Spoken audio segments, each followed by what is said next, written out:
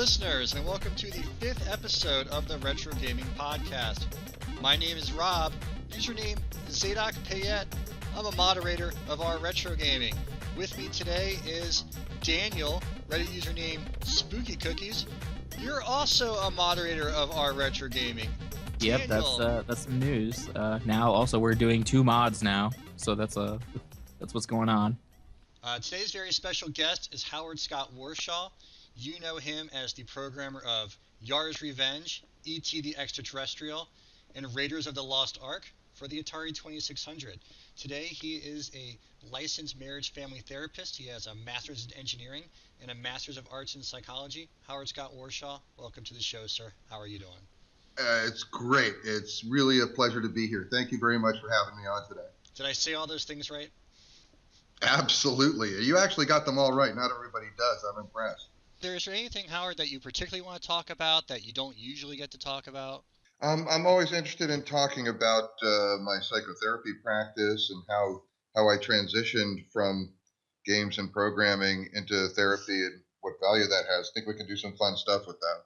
Yeah, that's a pretty interesting subject, I think. There's how that transition worked, because I can see sort of how one would lead to the other a little bit. Oh, that's interesting. Most people can't, so I think that's very interesting that you see that. It's funny that you say it's interesting because I know you're a psychologist, a psychoanalyst. Like, that's interesting. I'm being analyzed. Yes, that's interesting that you see. Well, you can see like with a game, there's certain like laws that you have to, it's a conversation. Every game is a conversation.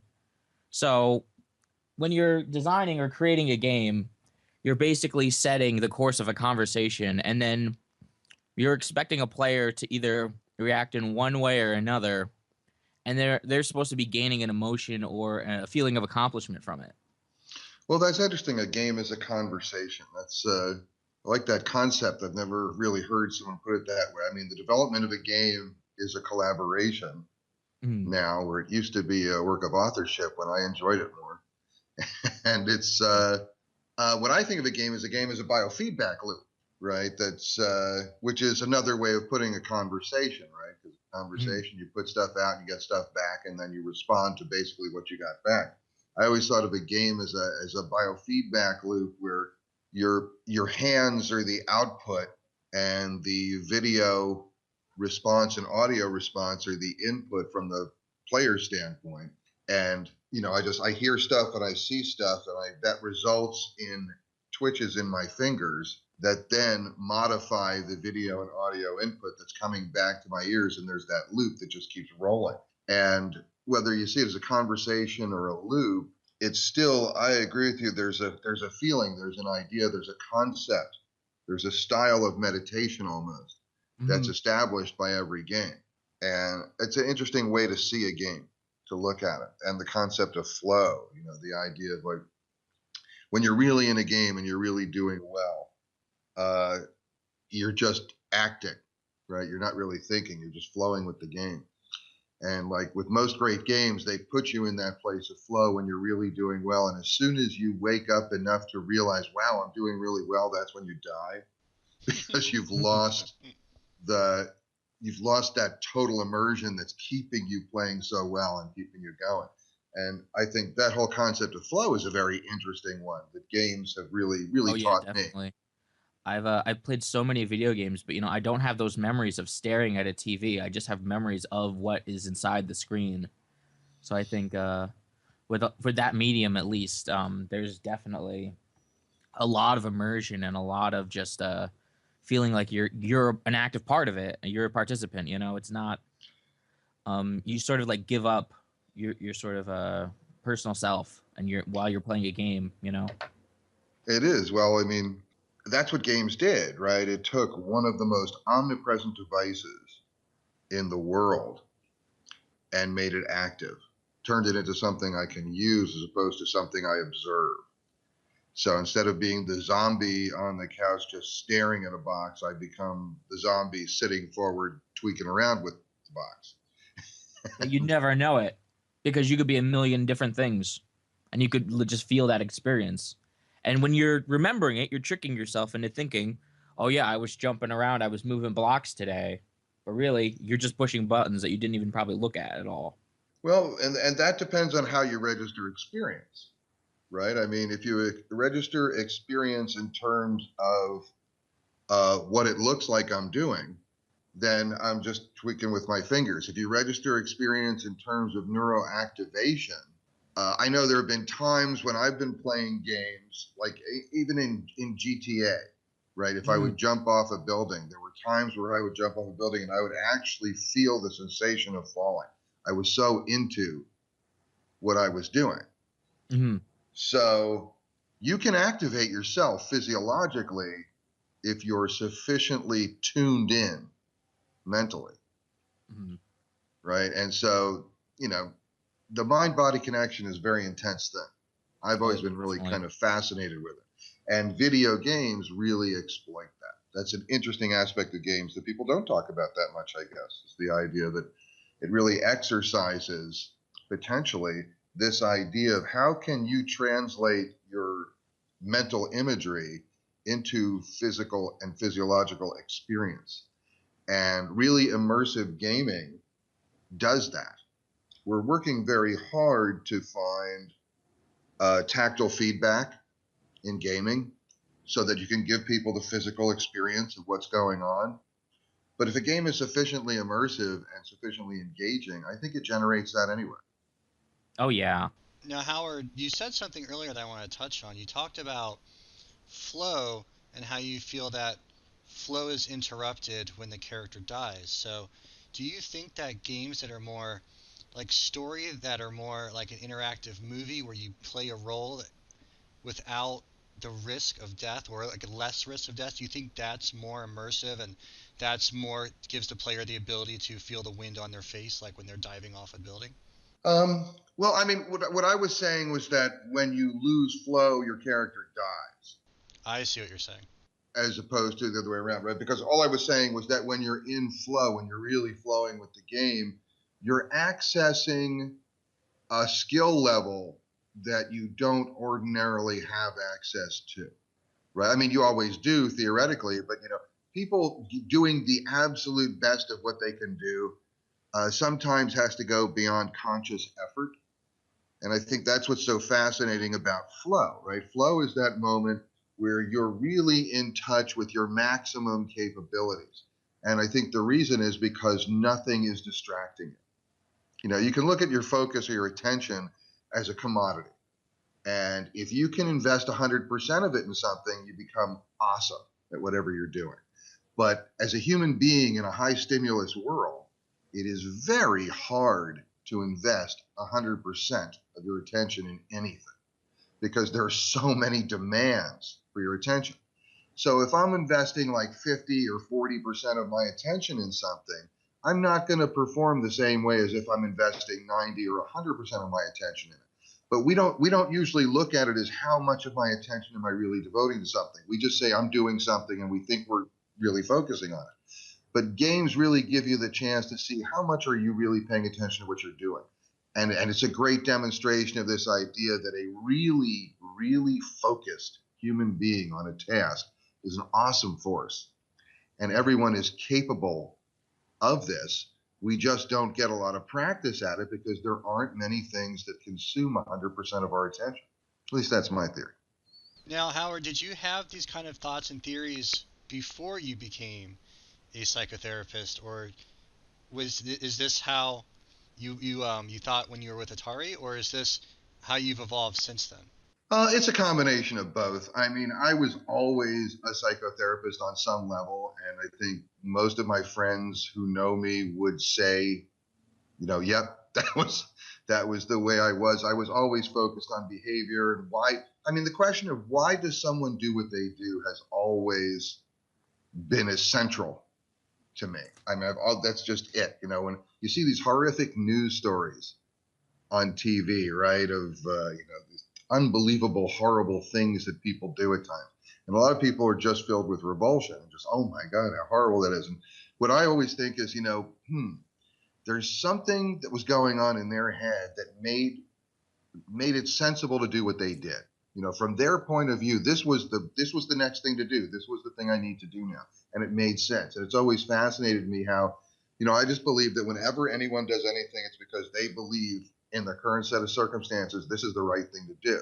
And how you get into that configuration with some extreme behaviors it's just fascinating to me. It's very interesting. So I've always been challenged by human behavior and fascinated with it. So becoming a therapist was a very natural thing for me.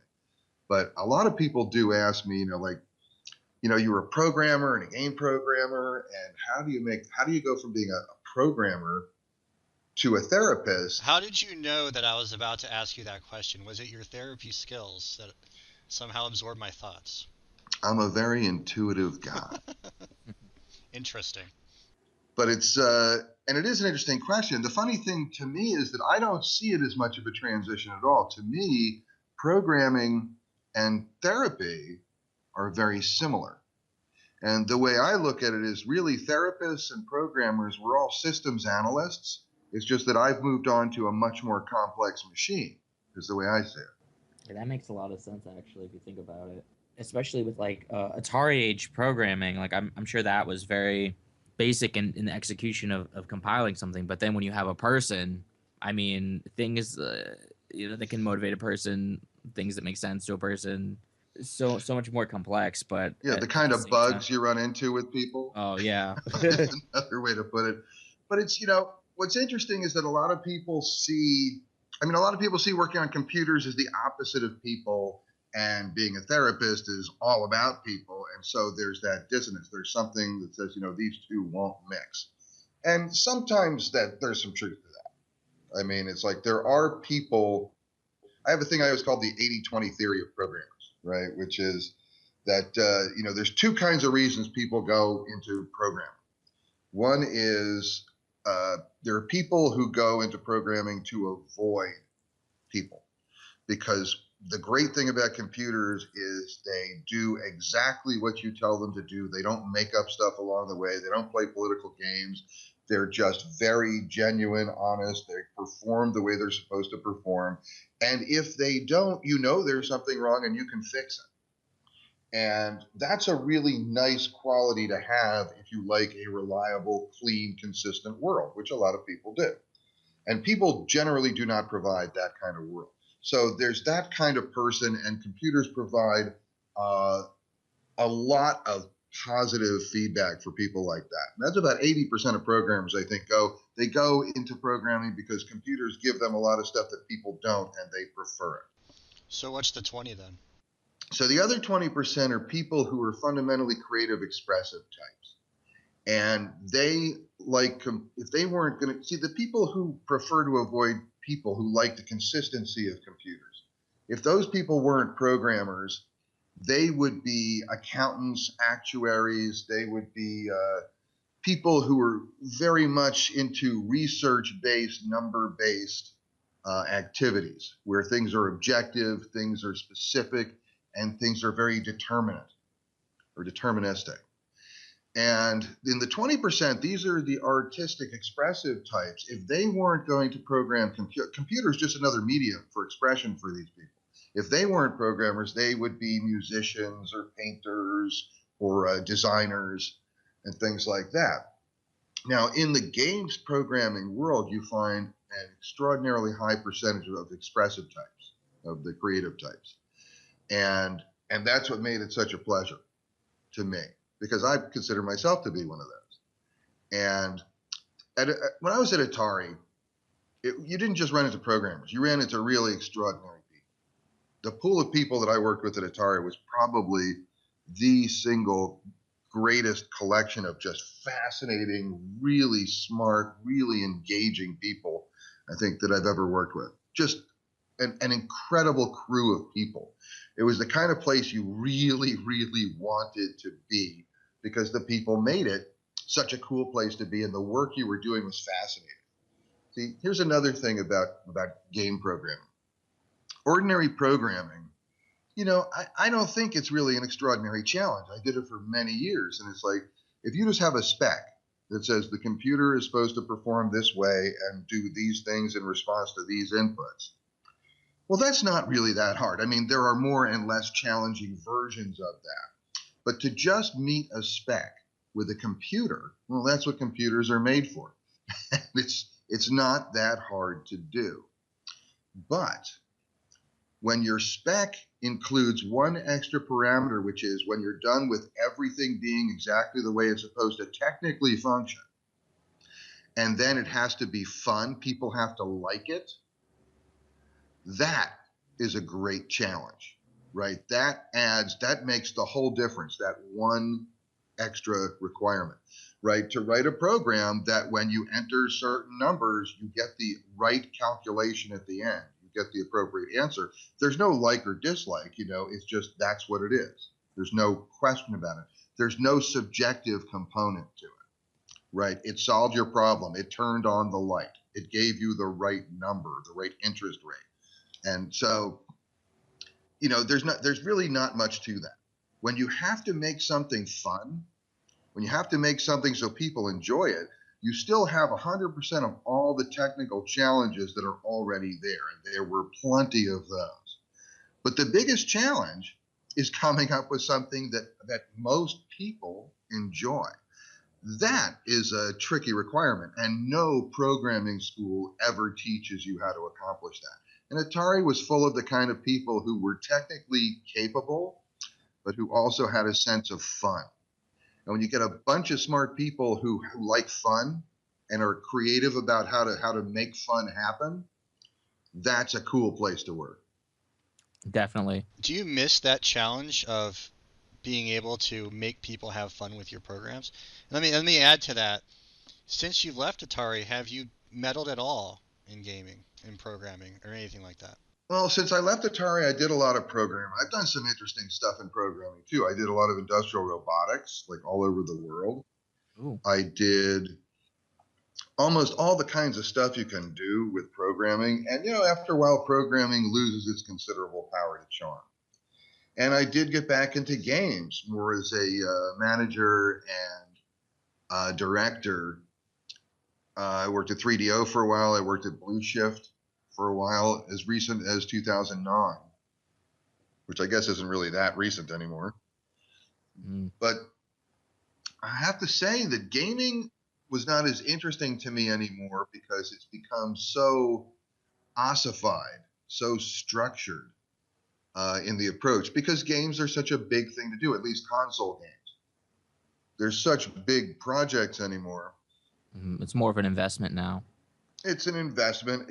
You lose the personal buy-in to what it is. When we were doing games at Atari, it was my game.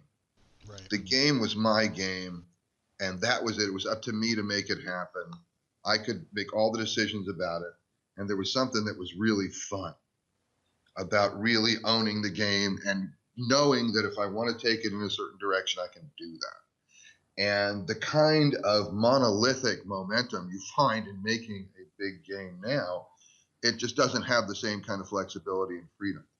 Now, of course, the games they're making now are much, much bigger and more elaborate and more interesting and engaging on some levels than they used to be. But when you just look at pure play, I think there's a lot less experimentation and variation. Oh, definitely. People are, they have to spend so much money on the game, so they're making games that they know works. They're repeating the same formula. That's why we're up to the 10th Battlefield game or something. I don't even know. I have no clue. Exactly. You have to do what works, which means you're not going to experiment, because a failed experiment is if it ain't broke, don't fix it. Just sell it again next year. People get that. I had a question. So you worked with some pretty extreme licensed games, with Indiana Jones and the other one.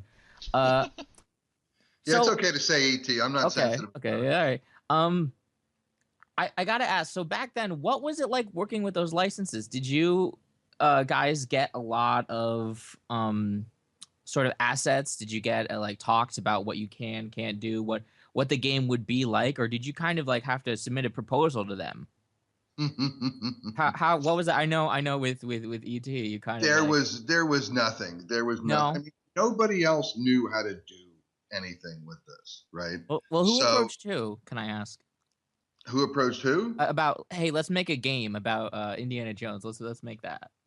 Oh, marketing came up with the idea of let's license movie properties. So they would just go out and get the license to a movie and then just send it to development and say, hey, we need a game for this movie. That was the total extent of the input. Wow.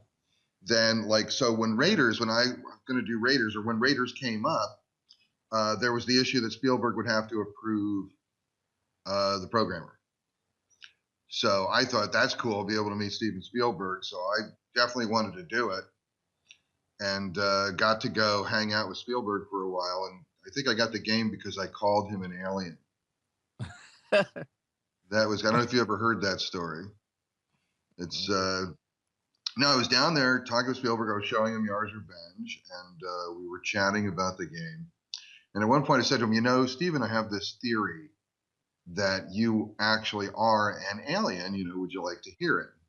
He goes, sure. Steven Spielberg is a pretty fun guy.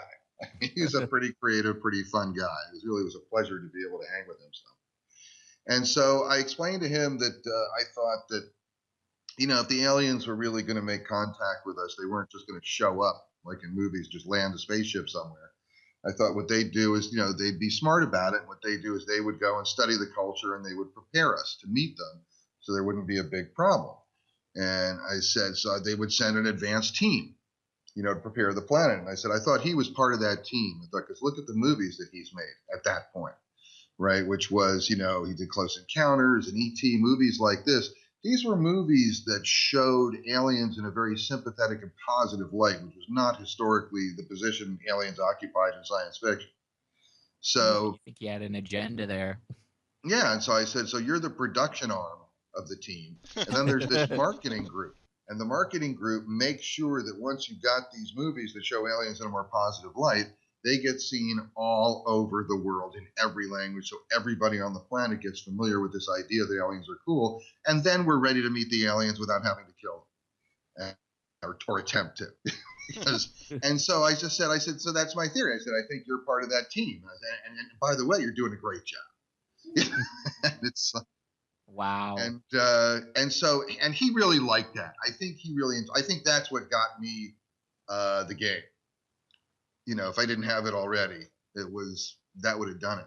And so that was fun. And then he told somebody else during an interview, and it ended up that some gaming magazine called me up, and I got quote of the month for calling Spielberg an alien. I thought that was kind of cool. Have you talked to him since? Actually, no. Since I finished E.T., I have not talked with Steven Spielberg at all. Although, there's a funny thing. I assume you're familiar with the movie Atari Game Over. I'm a big fan. Mm-hmm. Oh, thank you. So in that movie, it's an interesting thing of how paths come together and cross and mix. Okay, so I did E.T. all that time ago. And then some people want to do this movie about the whole urban myth about the buried E.T. cards. So Zach Penn becomes the director of that film, and he knows this guy named Ernie Klein. And Ernie Klein is the guy who wrote Ready Player One. And so they get together, and Ernie Klein is someone who's a pretty colorful character. Right, he's in the movie quite a bit. Absolutely. Well, he's a fun guy on camera. He's just a fun guy in general. And I'd never met him, so I got to meet him during the production, and he's very cool. And Zach is doing it, and then it turns out that they're going to make a movie from Ready Player One, and Zach ends up being the one to start writing that movie for the screenplay. And then it turns out Steven Spielberg, who is also in Atari Game Over, very briefly, yes. He's going to direct it.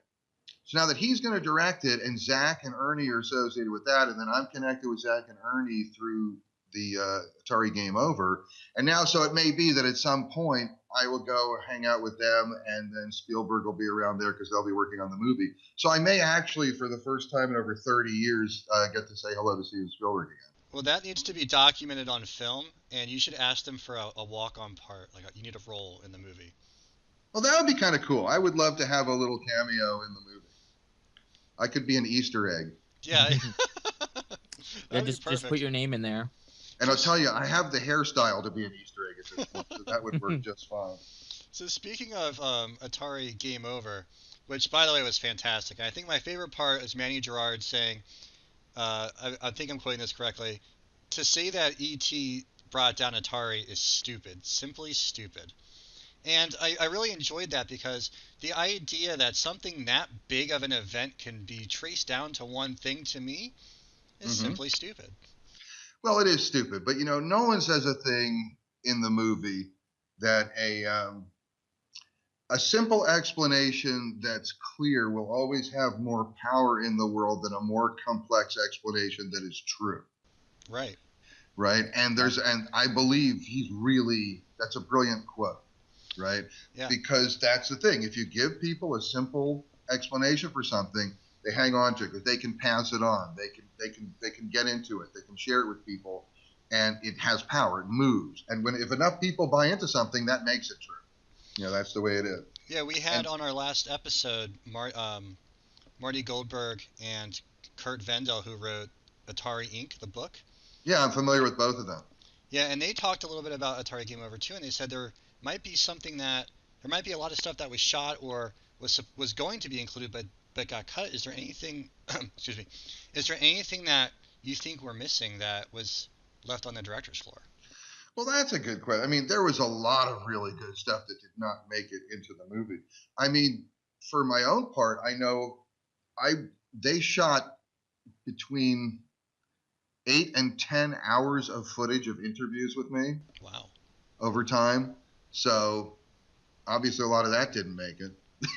And, I think, my wife who's in it, she says, and I think she got to meet the people who originally found the game. There were a number of people they interviewed who, when they were kids, got into the original dump and were pulling stuff out. And it was like, imagine as a little kid at that time discovering there was a dump of all these perfectly good games and gaming equipment and stuff, and being able to sneak in and get some of that stuff.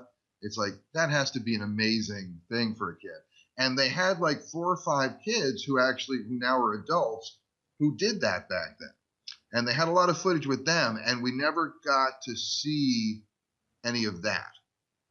So that was kind of a shame. So I hope that one day we get like a really good director's cut of this movie, because it sounds like there's a lot of footage that we haven't seen yet. There's a lot of footage. I happen to know that Zach Penn actually wanted it to be a longer movie. And with a movie, you always have this conflict between, and that's part of the whole collaborative medium thing that we were talking about before, right? It's like you have a number of different voices, and who's in charge, and who's doing what, and who wants what, and how are we going to decide? And with a movie, there's this fundamental conflict of how elaborately do you want to tell a story versus what time slot do you want to fit in for marketing? And those are both very real questions, right? If you make something that's, an hour and a half or 2.5 hours long or 3 or 4 hours long, well, there's going to be fewer places you can show it, but it's going to tell a much more elaborate story in all likelihood. But if you cut it down and you make it fit into an hour slot, you have a lot more opportunities to get it out and get it seen. And that has value also. But there's a conflict there, right? And it's the classic conflict, right? This is the conflict between marketing and development that you see in games all the time. This is what we could make, and we think this would be really cool. Let's do this because that's what we're trying to do. Well, but we could sell this, and I know this would sell, and we need to make money so we don't all starve. And those are both valid perspectives, right? And historically, marketing and engineering, however you want to look at it, but I mean just marketing and production, they're frequently at odds. They both have, golden objectives. They both want to do the best they can, but making money from something and making it the best product it can be, we'd like to believe those two ends are consistent, but frequently they generate a tremendous amount of conflict because people have a different idea of what something could be and what will sell. And, that creates a tremendous amount of Alka-Seltzer usage in the industry. That and Pepto-Bismol. I mean, you see those two things a lot because there's so much conflict that goes on between those two factions. And what you're seeing is a competition between really smart, aggressive people who are very good at what they do and want to do the best they can.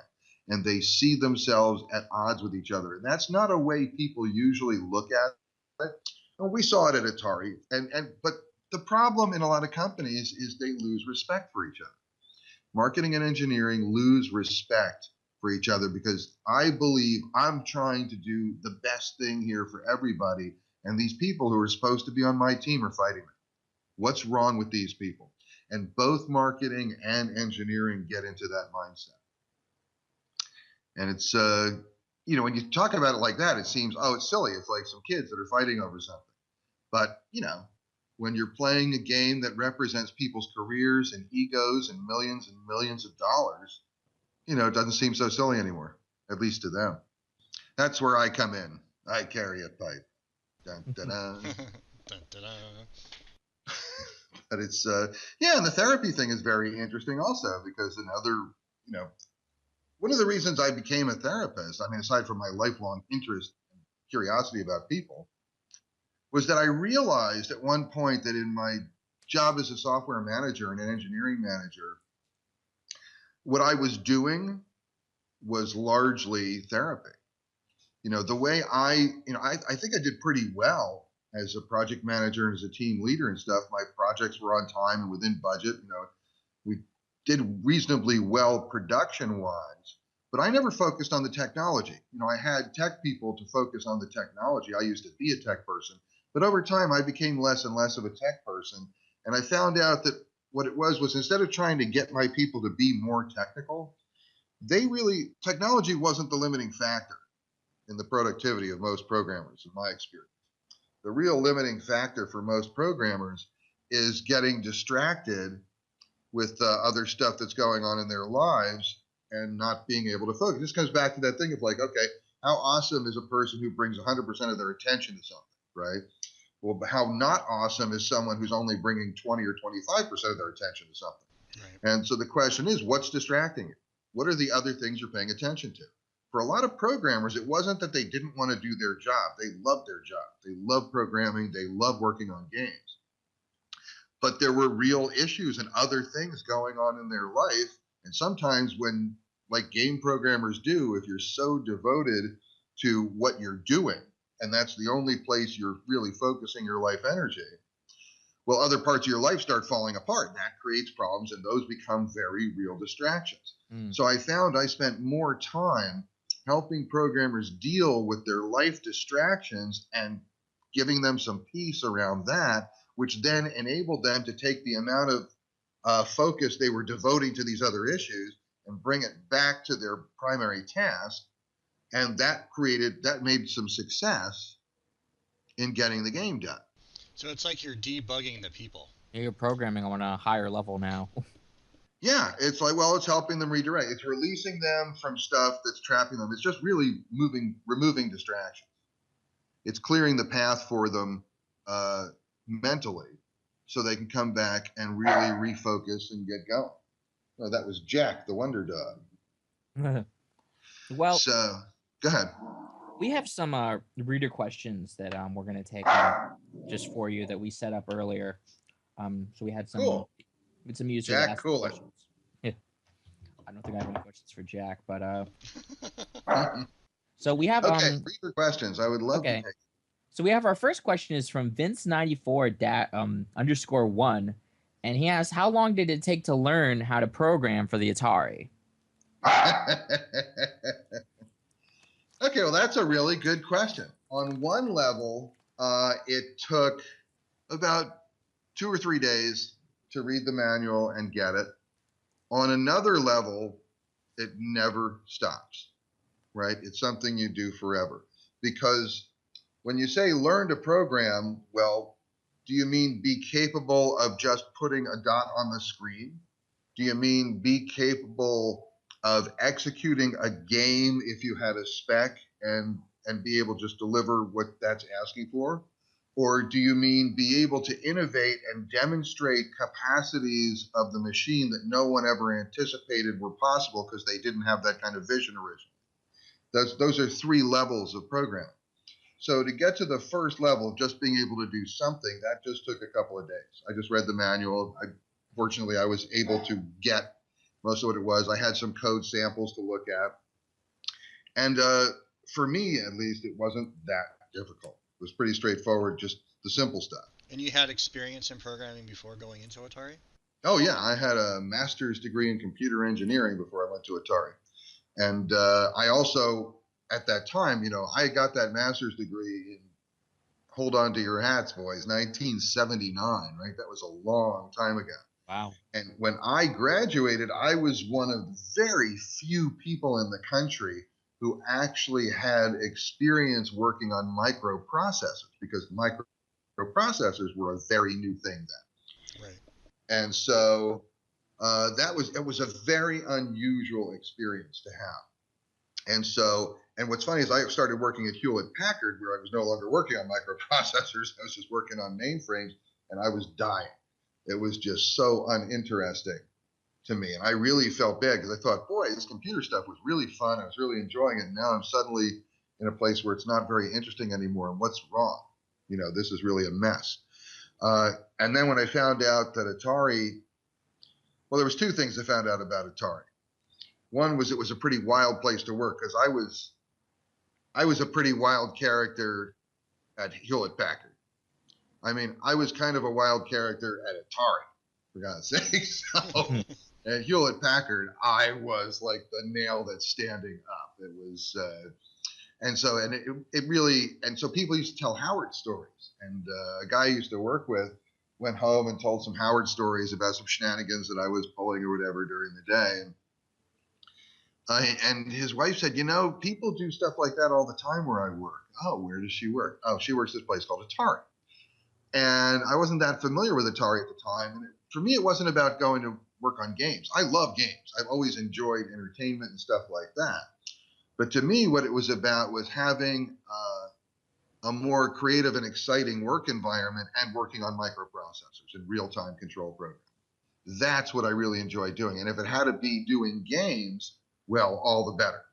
But a lot of people went to Atari because, oh man, video games. I want to make video games. That's the coolest thing in the world. Sure. And that wasn't why I went there. I went there because, microprocessor, real-time control program. Oh yeah, that's really fun. That's cool. And that's where I was at. And they were doing it. So I showed up and basically begged my way in just to get the opportunity to try it. And then once I was in, it became pretty clear in relatively short order that this was a great match between me and Atari. Our next user question comes from Donkey Sean Jr. And he asks, well, actually, this is actually a really interesting question, because earlier you talked about how you can't be the master of your own game anymore, because games are big budget, big studios. It's like as many people who work on a movie, or more even, are needed to work on a game. But would you ever program another Atari 2600 game? A lot of people make homebrew games today, even released on cartridge. We had Ed Freeze made Halo 2600, for example. And also the indie game scene is getting really popular, and that's still to the scale that one or two or three people can still release a game. Would you ever consider doing something like that again? I would consider it. I would not consider doing another 2600 game. Really? But I've done enough of that. I really have. And to do that today, it's an interesting exercise, but come on. Yeah. If I were going to do a game today, I would do a handheld app kind of a thing. Because what's interesting is gaming has gone full circle. Gaming started off with simple one-screen gamers that really kill time and have a lot of fun. And it's a very contemplative, immersive, meditative kind of experience. Right. And then console gaming kept going and going and going, and it grew out of itself. It totally outgrew itself until it got to the point where console games were these huge, elaborate, ornate productions with huge staffs and stuff. Right. And the idea of a person just doing a game was gone, was impossible. But now it's cycled back. Now there's an aspect of gaming. Now it's on both levels. There's console gaming, which is the huge, elaborate projects, and games that end. They're games that you play through, you have a number of missions, you have the things going on, and then the game basically is done. Those are my favorites. That concept didn't exist. It was just you play, how high is up. That's how you play a game. Yeah. You just try to do more. And it's the same thing over and over. Now, one-screen gaming or simple gaming has returned. and there are platforms, and you can do it. You can have a team of just a couple of people, or one person can actually do a game.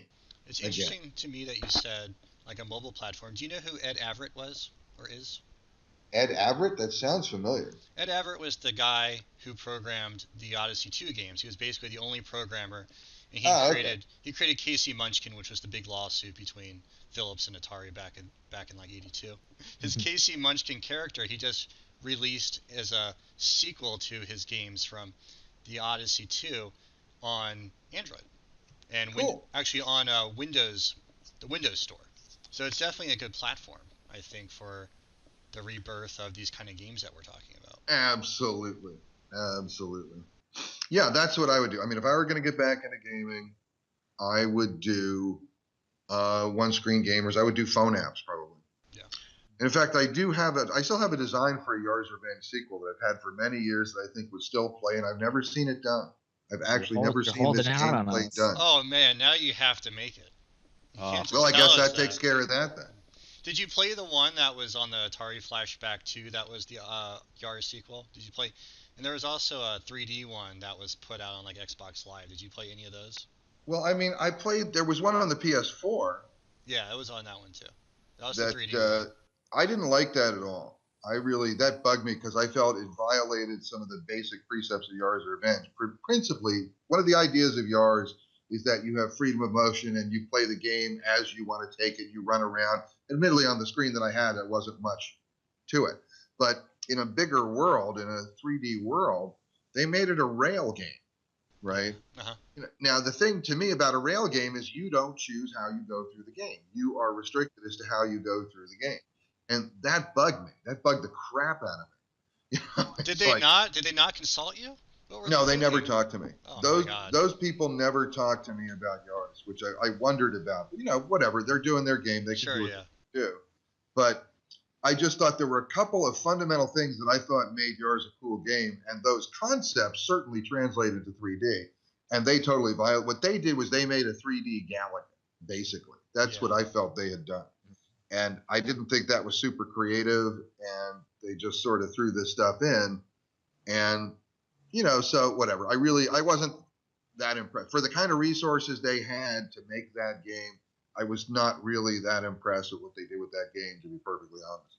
The other one's the Flashback stick. I don't think that was a sequel. I thought that was just Yars' Revenge. No, so Yars' Revenge is on it, but they have a sequel, and it's called Yars Returns.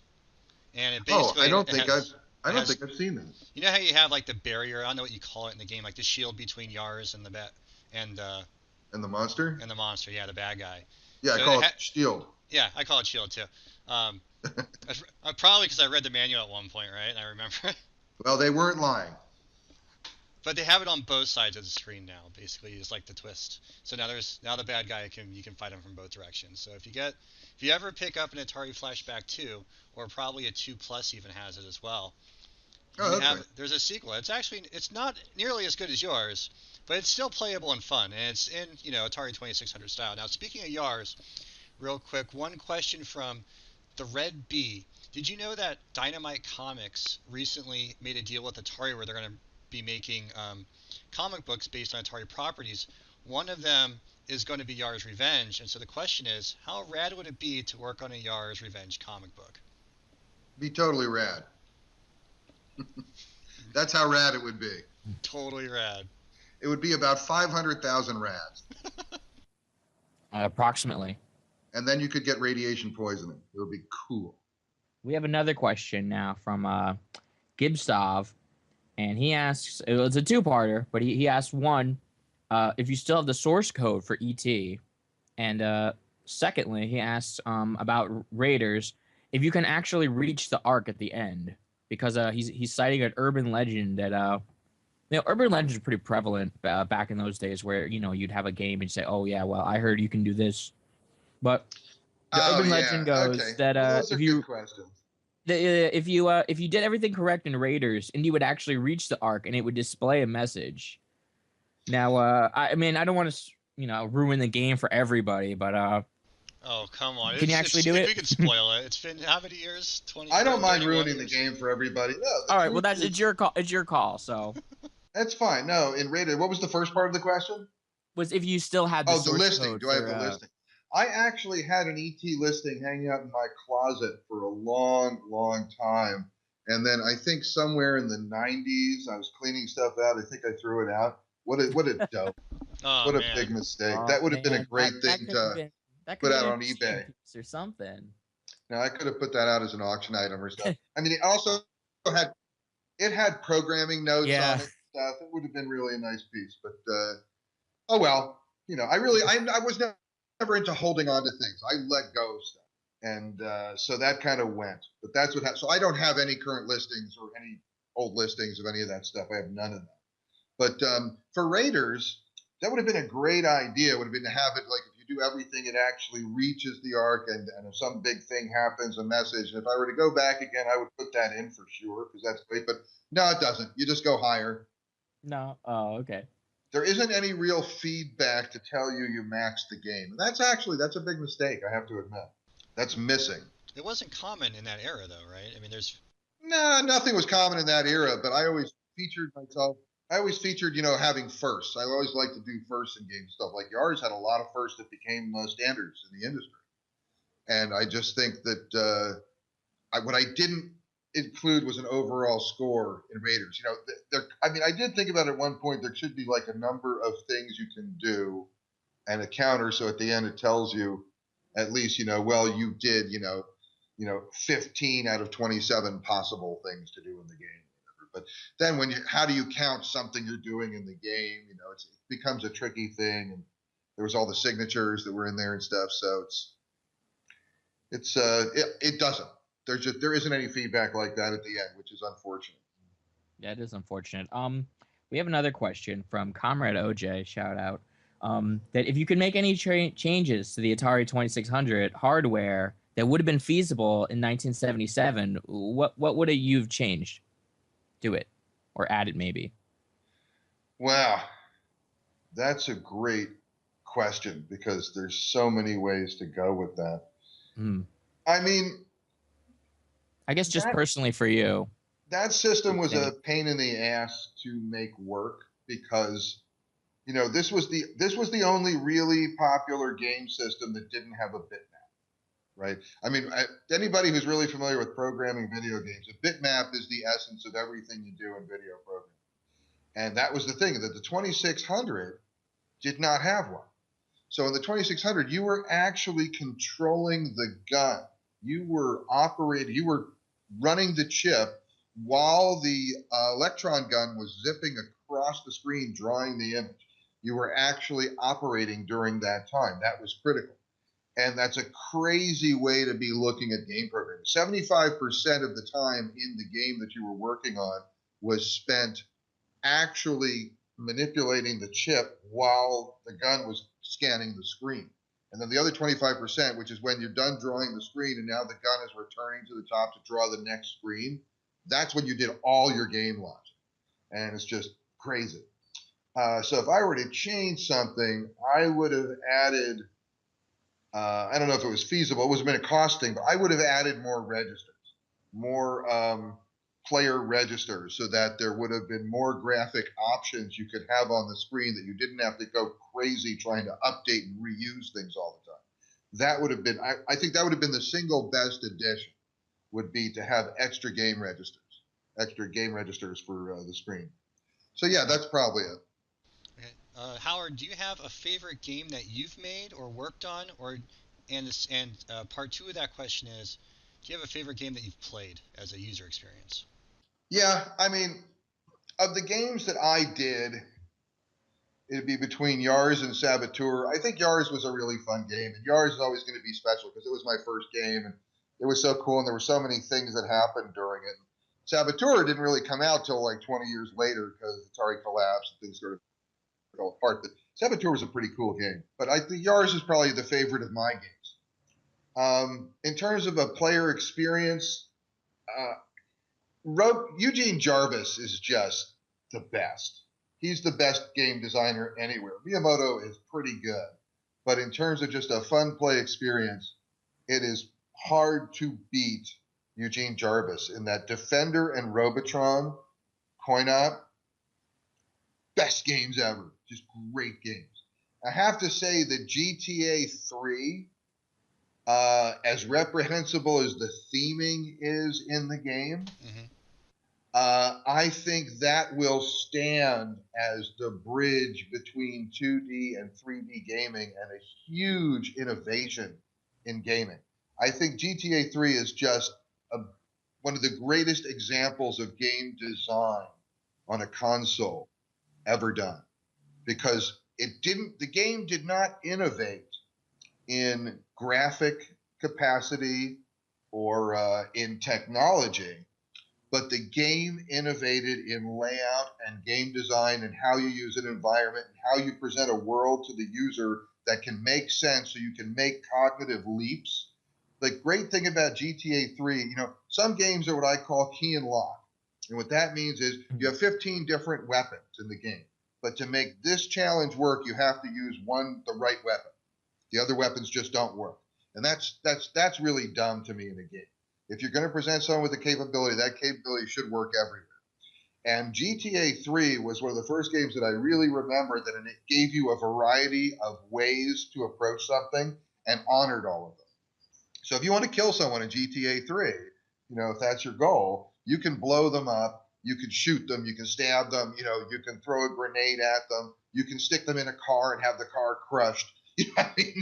You could do a lot of different things in GTA 3, and it made sense and it worked throughout the environment of the game. And the idea that you could be touring the terrain for one mission, but you could learn stuff while you were doing that really facilitated you completing another mission, and that you could break the rules and complete missions in other ways, and that was okay in the game. That to me was really brilliant, groundbreaking game design. It's a turning point in gaming history. I really believe it was. And so those are the ones that really stand out for me. Now, I have a question for you, not only as a game programmer, but as a therapist. Speaking of Grand Theft Auto 3, violence in video games, how do you think that really affects people? Yeah. Let's get the definitive word on this. This will be the final word on the subject. I think the conversation is really flawed because no one has the same sort of perspective that you do with programming, seeing it from both ends of the fence. Well, thank you. I hope that's true. And that is, the thing is, this is something that's really been studied, and what's interesting is people don't really talk about the research on it very much. Everybody cites examples of how horrible this is. So I'm going to start off with a quote from quite a while ago, and I don't remember who said it, but it was a very funny guy who said this, is that, I think it was Dick Cavett maybe, that if TV and movies really impacted people's behavior, comedy would be breaking out in the streets, right? And the idea that, okay, so the thing is that you look at violent offenders, and you look and you go, oh, look, they play violent video games. And that's true. That's very true, that violent offenders absolutely play violent video games. Okay. So then you go, but it's very fallacious logic to say that, well, if violent offenders play violent video games, then video games cause violent behavior. A lot of heroin addicts started on milk. Sure. So... it's a logical fallacy. It's a false cause, or what they call post hoc ergo propter hoc, just because. Exactly. Very good. Very good. It is post hoc ergo propter hoc reasoning. Exactly. It's a total logical fallacy.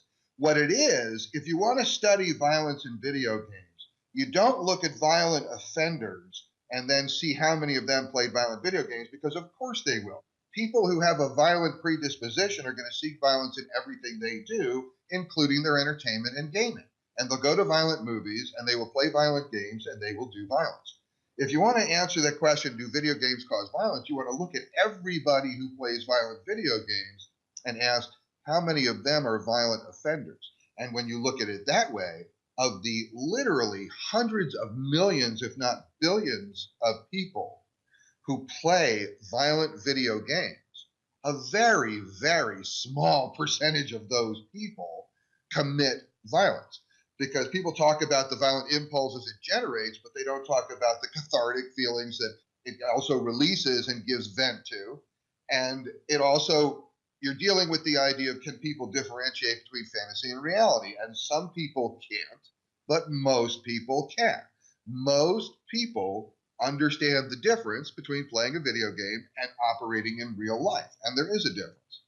So there was a Harvard study, I think in 2004 or 2005, that did a whole survey of a lot of video game research that's been done, and they invalidated a great deal of it. And their official result at the end, Harvard University, said that there is absolutely no correlation between people playing violent video games and committing violence. It does not stimulate violence.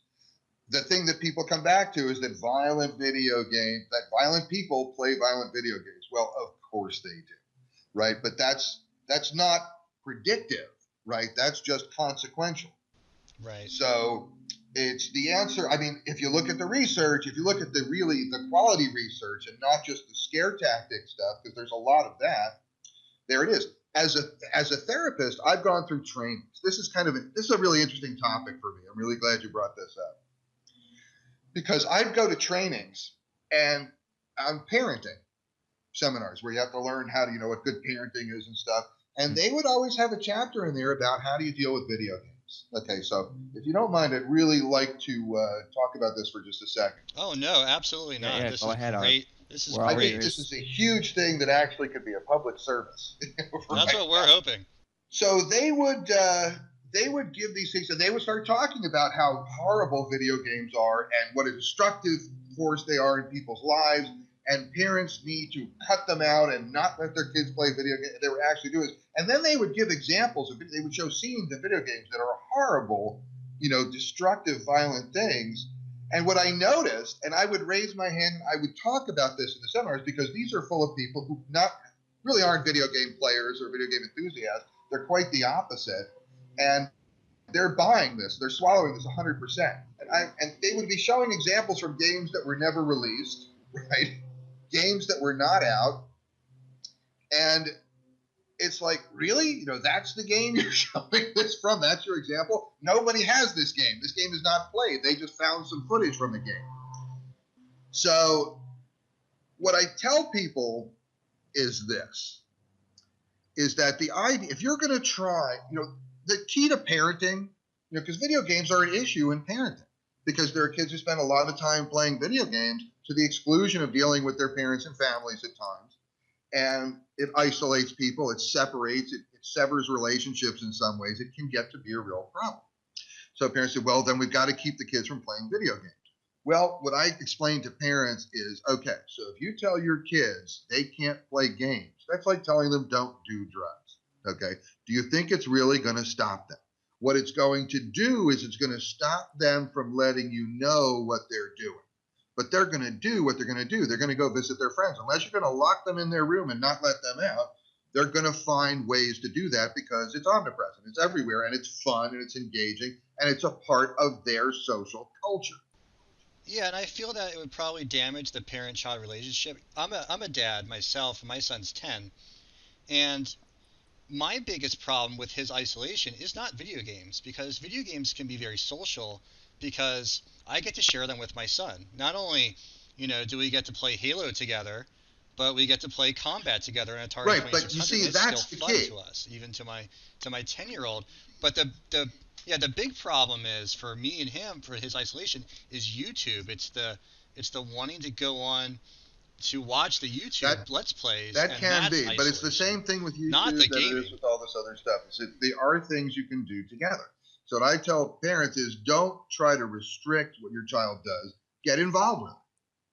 If you play games with your child, first of all, it becomes a joining experience and you enhance your relationship. Secondly, if you have presence in your child's life, you have the chance to explain to them, well, this is fun and this is like wild, but this is not real life at all. This is totally off base. This is a ridiculous way of seeing things. And it is. It's okay for video games because video games are the place for things to be ridiculous. But there's a difference between games and life, and kids do need to learn that at some point. Most kids do. But The thing is, use it as a bridge. Use it as a place to connect with your child, not as something to this the devil to be avoided and to try and cut it off, because all you're going to be doing is cutting off your relationship with your child. And parents think kids are out of control and what can they do? But the one thing that's always been true in humanity and will remain true is that parents are in a position to have the most influence on their children out of anyone in the world.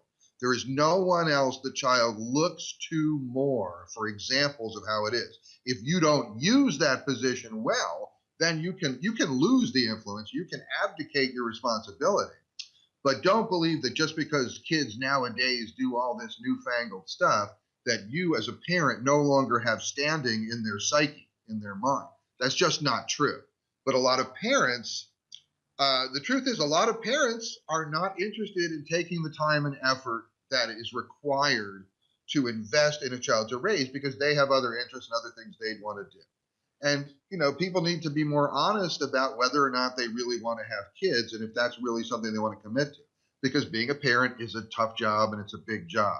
And games won't do it for you and TV won't do it for you. And trying to set dogmatic rules about what should or shouldn't be in your kid's life, that won't do it either. It takes time, investment, and being together with them and playing games together, watching YouTube videos together, doing things like that.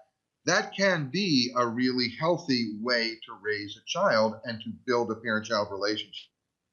And I see that get mistaken all over the place in trainings for therapists. It's crazy.